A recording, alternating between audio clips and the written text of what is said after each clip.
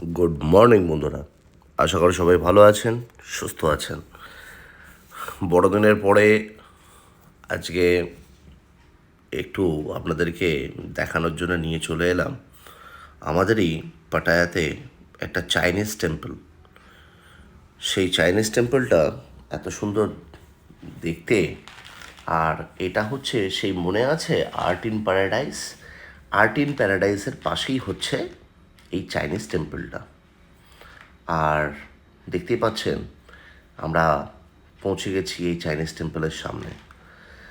So আপনারা দেখুন এই ভিডিওটা, আর দেখুন এই টেম্পলটা কত সুন্দর সাজানো গোছানো, আর কত সুন্দর আর্কিটেকচার করা এই টেম্পলটায়। আর শুধু তাই নয়, এই টেম্পলটার যথেষ্ট একটা মাহাত্ম্য আছে।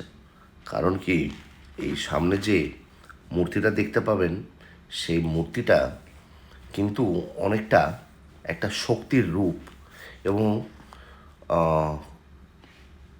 প্রায় বলতে পারেন মা দুর্গার আদলে। কিন্তু এটা কিন্তু মা দুর্গার আদলে বললে পরেও এটা কিন্তু শিবের একটা রূপ, সেটাও বলা হয়।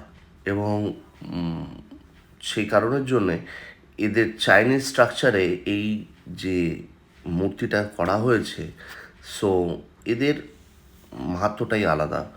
তো সেই কারণের জন্যে অবশ্যই পাটায়াতে এলে পরে আপনারা এই জায়গাটাতে অবশ্যই আসবেন।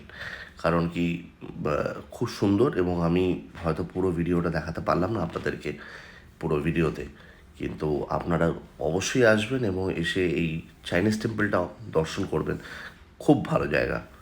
সো সবাই ভালো থাকবেন, সুস্থ থাকবেন, আর আমার ভিডিও দেখতে থাকুন।